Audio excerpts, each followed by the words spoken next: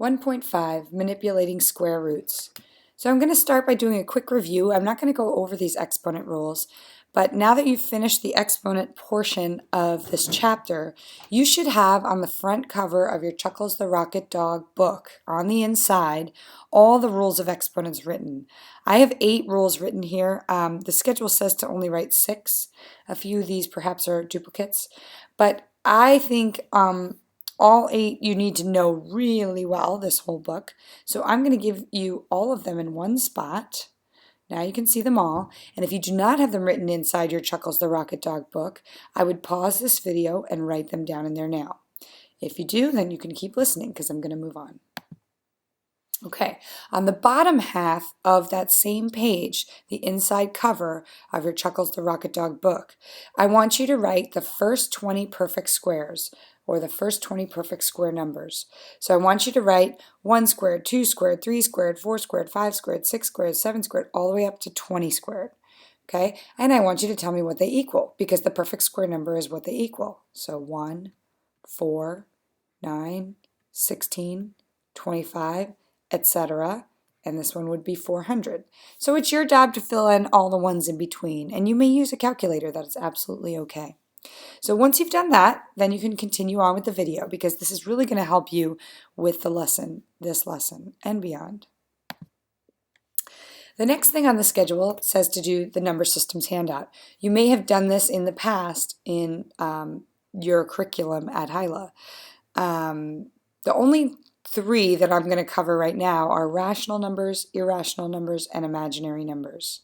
Okay, first thing you need to know is that this whole thing here is called a radical. This is the radical sign, and 36, or the number under the radical, is called the radicand. Okay, so that's a vocabulary word that you'll need to know. Now, the square root of 36 equals 6, so that's a rational number. It's also a natural number, it's also a whole number, it's also an integer, it's also a real number, and it's also a complex number. But it's really important that you know that if I take the square root of 36, I get a whole number answer, which is 6, so that's considered a rational number. The square root of 30, however, is not a rational number. If I do the square root of 30 on my calculator, I will get square root of 30, 5.47 7225575. Okay, and that's still only approximately equal to that, because this number goes on and on and on, just like pi. Okay, so the square root of 30 is considered an irrational number. There's no pattern in here, and it is never ending. Okay, so we're going to talk about this kind of number a lot in this lesson. So irrational numbers are non-repeating, non-terminating decimals. Non-repeating, non-terminating or ending decimals, or the square root of any non-perfect square. Okay. Next, I have the square root of negative 100. I can never have the square root of a negative number. That is always going to be called an imaginary number, and that will be discussed at length in Algebra 2. This is 10i, imaginary. So anytime you get a negative under the radical in this course, you're going to say it's an imaginary number. There are no real solutions. So now we're going to talk about putting radicals into their simplest radical form, as I've stated over here, simplest radical form.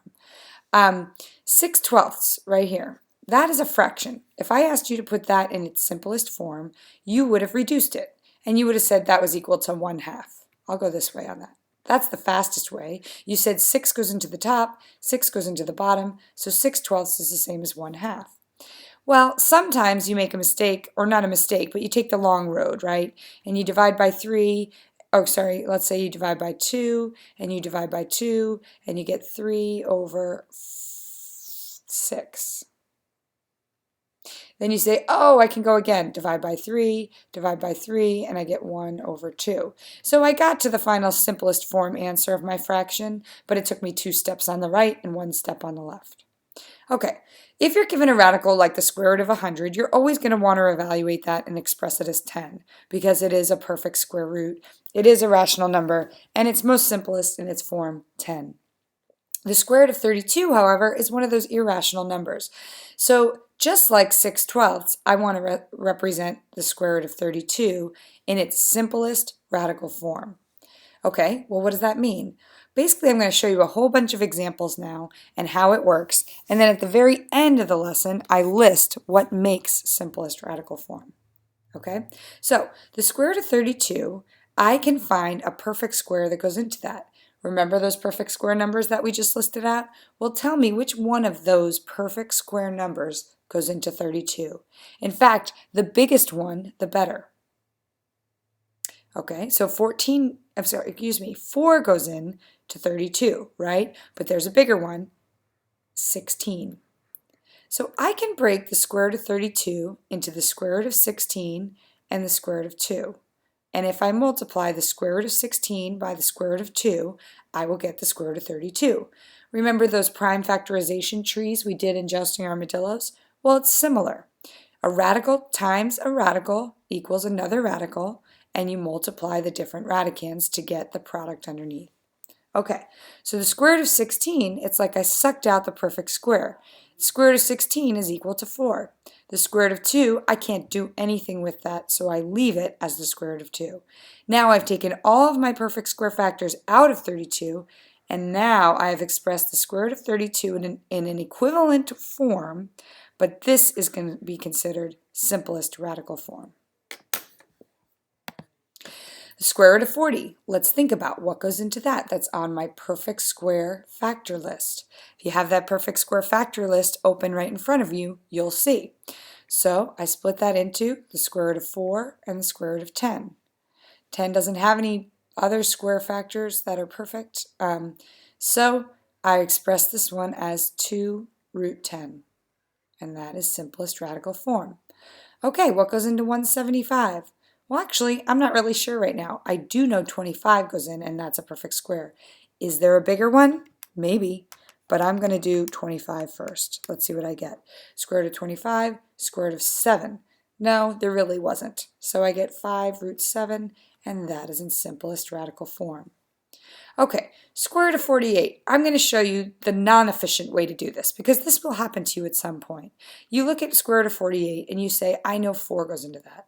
So I'm going to do 4 and 12, and I get 2 root, I have to extend the page, and I get 2 root 10, 2 root, let's get my pen back, I get 2 root 12. Okay, some people stop there and say I got my answer, but actually inside of the square root of 12 is still a perfect square. So I'm going to keep going. My 2 stays here because it's now out of the radical because I evaluated the square root of 4. Square root of 12 turns into square root of 4, square root of 3, because square root of 4 exists in there. 2 is still 2. This square root of 4 turns into 2, and the square root of 3. And so I get 2 times 2, which is 4, square root of 3, and that's my final answer. Now, it would have been way better had I done it this way. Square root of 48 was my problem, and I say, oh, 16 goes into that one. How many times? 3 times. Square root of 16 is 4, square root 3. Okay, obviously this is a better way to do it, okay? But sometimes you don't always take the quickest way to get there, but notice that you'll still get the same answer at the end. You just don't want to start part way and not keep asking yourself, have I taken this as far as it can go? Okay, because 4 root 3 is the final answer. Okay, what happens when there's when there's variables under the radical? Well, the square root of x squared is actually a perfect square. It's x, because x times x is x squared. Okay, well, what would the square root of x to the 4th be? It would be x to the 2nd power. Why? Because x to the 2nd times x to the 2nd would be x to the 4th. In fact, any even number, right? X to the 6th, if I take the square root of that, is a perfect square also. X to the 3rd. Because if I have x to the 3rd and times x to the 3rd, I add my exponents, I get x to the 6th power. What is this one going to be? X to the 50th. Perfect. Okay, what happens if I have an odd number? Well, now it's going to branch out. These are not perfect squares. So I suck out the largest possible perfect square that I can, x to the 2nd. And what am I left with? X. Because x to the 2nd times x is x to the 3rd. This is a perfect square and it evaluates to x, and one of the x's stays under the radical. so that is in its simplest radical form. This one would split into x to the fourth times root x. Square root of x to the fourth is x squared. Square root of x stays inside the radical, and that's my final answer. X to the 81st power will split into x to the 80th times x to the first. Notice how I still get x to the 81st. What is the square root of x to the 80th? Oh, it's just going to be half of that, x to the 40th, and root x just gets rewritten. Now they're in simplest radical form. Okay, so sometimes you're going to have a radical times a radical like this, and it's the same number. So the long way to do this would be to say, oh, the square root of 5 times the square root of 5 is the square root of 25, which is 5. Another way to look at this would be this is the square root of 5 squared, and the square root squared undoes itself, so it's 5. Okay, so when you see this, I would be totally happy and excited if you just jumped to 5, but you might want to take in-between steps in the beginning as you're getting used to it. Okay, so here I have a more complicated problem. I have 3 root 5 times 8 times the square root of 10xy squared. So I think I have a lot of choices here of how I could do it. Maybe not a lot, but I have a few choices of how I could do it. But I'm going to keep 3 root 5 intact. Remember, this is 3 times root 5 times 8 times, now let's split this apart. Let's get all the perfect square factors out of this first. So what goes into 10? Nothing. What goes into x? Nothing. I mean perfect squares, of course, but y squared is a perfect square. And then what would I have left? Okay, so this still says the same thing, but now I have taken the perfect square out of it. So I have 3 root 5 times 8 times y, excuse me, times the square root of 10x. Okay, moving along. I see a square root 5 here, and I know this is square root 5 in here. If I split this, I could make this square root 5 square root 2x, right? Because those two multiply. Okay, so let's keep going. I think I'm going to, well, I'll do 8 root 5. I'm just going to recopy everything. Okay. Now, the root 5 times the root 5, as I had above, turns into plain old 5. So that's where that came from. Okay. The 3 and the 8 are still there. It's all multiplication. The y is still there. And the root 2x is still there. Now I can actually multiply these. I have 40 times 3, which is 120. Y, square root of 2x. And that is as far as I can take this problem. I know it feels complicated, but Linus takes you slowly through it all. Okay, another thing, fractions and radicals, they kind of don't mix. You can't have a fraction underneath the radical. So in this case, I'm going to basically kind of distribute the radical just like power to a power was. I'm going to give the radical to the 11 and give the radical to the 6. It's the same equivalent situation. But now the square root of 11 doesn't reduce and the square root of 6 doesn't reduce. And the radicand 11 and the radicand 6 don't work together. So the only thing I can do is work towards getting that radical out of the denominator. As you'll learn on the next slide, you can never have a radical in the denominator. So if I multiply this fraction by root 6 over root 6, I'm just really multiplying by 1, but what's going to happen is I'm going to get 6 without the radical on the bottom, which was my goal, and I'm going to get root 66 on the top. Root 66 doesn't have any perfect square factors, so therefore that's my final answer. Square root of 63 over 9. The 9's fine, it's just a regular old 9. Square root of 63, well, what goes into that? I believe 9 goes into that. Root 9, root 7 over 9, because that gives me root 63. Now I have 3 root 7 over 9. Now the 3 and the 9 can work together because they're both regular numbers. Okay, so radicals can work together and non-radicals can work together, but you can't work with a radical and a non-radical, as I'll show you in the next example. So 3/9 turns into 1/3, and I basically get, oops, I'm running out of space there, root 7 over 3, because the 3 turned into a 1 and the 9 turned into 3, and that's my final answer. Okay, this one, root 14, I'm going to make root 7 times root 2. And on the bottom, I have root 7, root x squared, and root y. Okay, well, what happens now? I just basically broke this apart. The root 7 and the root 7 will cancel. That's just 1. Okay, if it was 7 and root 7, it wouldn't work, but root 7 and root 7 work together. Okay, square root of x squared is going to turn into just x. Okay, so right now I have square root of 2 over x root y. Well, now I can't have a radical in the denominator, so I'm going to need to multiply the top and the bottom by root y over root y, and I'm going to get square root of 2y over x times y.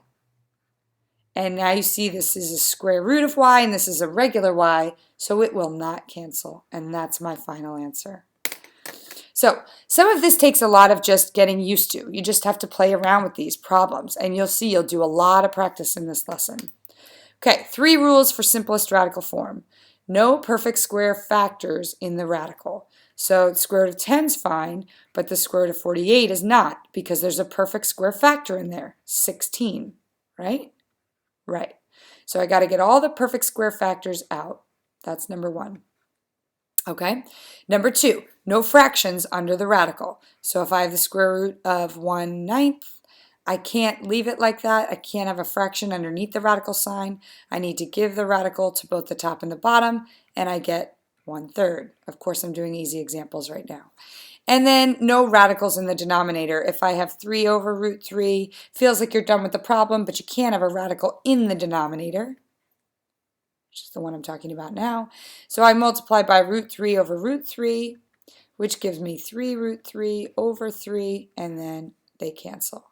My answer in this problem would be just simply root 3. Okay, so that's it in a very long nutshell, I suppose. Now go through the lesson and practice, and refer back to this if you need to. And like I said, practice, practice, practice. That's what helps make this easier.